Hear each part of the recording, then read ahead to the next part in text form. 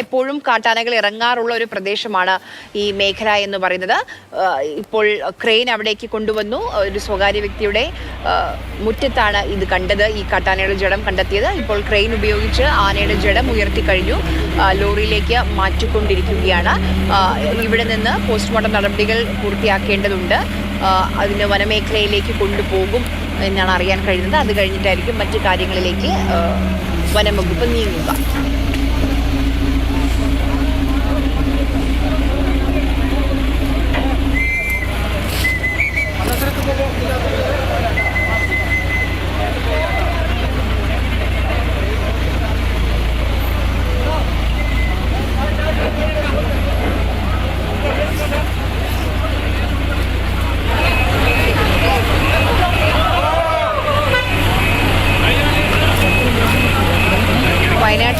വയനാട്ടിലാണ് ഈ ഒരു സംഭവം. സ്വകാര്യ വ്യക്തിയുടെ കൃഷിയിടത്തിലാണ് കാട്ടാനയെ ചെറിയ നിലയിൽ ഇന്ന് രാവിലെ പുലർച്ചെ കണ്ടെത്തിയത്. പനമരം നീർവാരം അമ്മാനിയിലാണ് കൊമ്പനാനയെ ചെറിയ നിലയിൽ കണ്ടെത്തിയത്.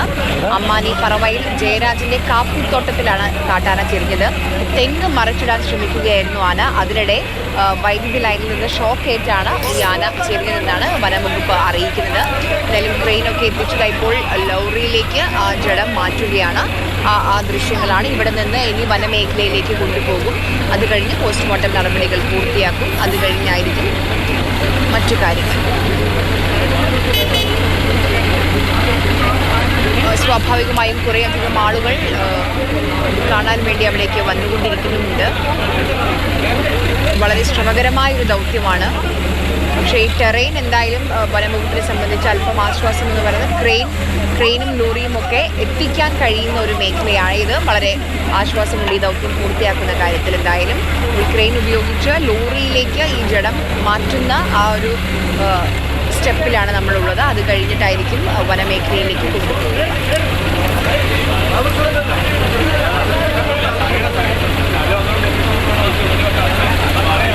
കമൽ, എവിടേക്കായിരിക്കും ഇവിടെ നിന്ന് ഈ ജഡം കൊണ്ടുപോവുക? അടുത്ത് തന്നെ വനമേഖലയുണ്ട്. ചെബലയം റേഞ്ചിലെ പാതിരി സെക്ഷനിൽപ്പെട്ട വനമേഖലയാണ് ഇതിനടുത്തുള്ളത്. പാതിരി വനമേഖലയ്ക്ക് അകത്തേക്കായിരിക്കും ആനയുടെ ജഡം പോസ്റ്റ്മോർട്ടത്തിനായി കൊണ്ടുപോവുക. എന്തായാലും ലോറിയും ട്രെയിനൊക്കെ എത്താൻ സൗകര്യമുള്ള സ്ഥലമായതുകൊണ്ടാണ് അത്തരത്തിലൊരു തീരുമാനമെടുത്തത്. ഈ സ്ഥലത്ത് നിന്ന് തന്നെ പോസ്റ്റ്മോർട്ടം നടത്തേണ്ട എന്ന് വനംവകുപ്പ് തീരുമാനിച്ചത്. വനത്തിനകത്താകുമ്പോൾ അവിടെ നിന്ന് തന്നെ പോസ്റ്റ്മോർട്ടം നടത്തി ജഡം മറവ് ചെയ്യാനുള്ള സൗകര്യവും എളുപ്പമാകും. അതുകൊണ്ടാണ് ജഡം എത്രയും പെട്ടെന്ന് ഇവിടെ നിന്ന് കൊണ്ടുപോയ ശേഷം പോസ്റ്റ്മോർട്ടം നടത്താം എന്ന തീരുമാനത്തിലേക്ക് വനംവകുപ്പ് എത്തിയത്. എന്തായാലും ഇപ്പോൾ ലോറിയിൽ ജഡം കയറ്റി കഴിഞ്ഞു. ഇനി ട്രെയിൻ മാറ്റി ഈ ലോറിയുമായി വടം ഉപയോഗിച്ച് ആനയുടെ ജഡം ബന്ധിക്കണം. ബോഡി ഇല്ലാത്ത, സൈഡിൽ ഈ പലക ഇല്ലാത്ത ലോറിയാണ്. മുഴുവനായി തുറന്ന ലോറിയിലാണ് ഈ ജഡം കയറ്റിയിരിക്കുന്നത്. അതിൽ വടം ഉപയോഗിച്ച് ബന്ധിച്ച ശേഷം വേണം കൊണ്ടുപോകാൻ. അതിനുള്ള കാര്യങ്ങളാണ് ഇപ്പോൾ നടക്കുന്നത്. ഈ ട്രെയിൻ അനി മാറും. ട്രെയിൻ അവിടെ നിന്ന് മാറ്റിയ ശേഷം ലോറിയിൽ ആനയെ കൊണ്ടുപോകും. ഇടുങ്ങിയ റോഡാണെങ്കിൽ കൂടി ട്രെയിനും ലോറിയും ഒക്കെ ഇങ്ങോട്ട് എത്തിക്കാൻ കഴിഞ്ഞു എന്നത് ഏറെ ആശ്വാസകരമാണ്. വളരെ പെട്ടെന്ന് തന്നെ ഈ ആനയെ കൊണ്ടുപോകാനുള്ള കാര്യങ്ങൾ സുഗമമായി നടന്നു. ഇനിയിപ്പോൾ ലോറിയിൽ ജഡം ബന്ധിച്ച ശേഷം അങ്ങോട്ട് കൊണ്ടുപോയാൽ മതി. നേരത്തെ പറഞ്ഞതുപോലെ സ്ഥിരമായി കാട്ടാനകൾ ഇറങ്ങുന്ന ഒരു മേഖലയാണ് ഈ അമ്മാനിയും നീർവാരവും ഒക്കെ. അടുത്ത് തന്നെ വനമേഖലയുണ്ട്. സ്ഥിരമായ ആളുകൾ ഈ ആനശല്യത്തെക്കുറിച്ച് പരാതി പറയുന്ന മേഖലയാണ്. അതുകൊണ്ട് തന്നെ സർക്കാർ ഈ ഭാഗത്ത് വലിയ നീളത്തിൽ റെയിൽവേ ഫെൻസിംഗ് നിർമ്മിക്കാനുള്ള നടപടികൾ തുടങ്ങിയിട്ടുണ്ട്. പക്ഷെ അത് ഇഴയുന്നു എന്നാണ് നാട്ടുകാരുടെ പരാതി. ആ ഫെൻസിങ്ങിന് വേണ്ടി ഉണ്ടായിരുന്ന ട്രെഞ്ചൊക്കെ നികത്തി. അതുകൊണ്ട് ആനകൾ സുഗമമായി തോട്ടത്തിലേക്ക് ഇറങ്ങുന്നു എന്നാണ് ആളുകൾ പറയുന്നത്. കൂടുതൽ കാപ്പിത്തോട്ടങ്ങളും നെൽവയലുകളും ഒക്കെയുള്ള മേഖലയാണ്.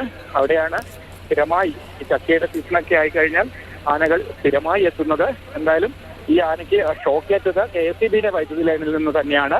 വീട്ടിലേക്കുള്ള സിംഗിൾ ഫേസ് ലൈനിന് മുകളിലേക്ക് തെങ്ങ് മറച്ചിട്ടതാണ് ആന. രാത്രിയിൽ വളരെ താഴ്ന്നാണ് ഈ ലൈൻ പോകുന്നത്. അതുകൊണ്ട് തന്നെ ഈ തെങ്ങ് മറിച്ചിട്ടപ്പോൾ പെട്ടെന്ന് ആനയ്ക്ക് ഷോക്കേൽപ്പിക്കുകയായിരുന്നു.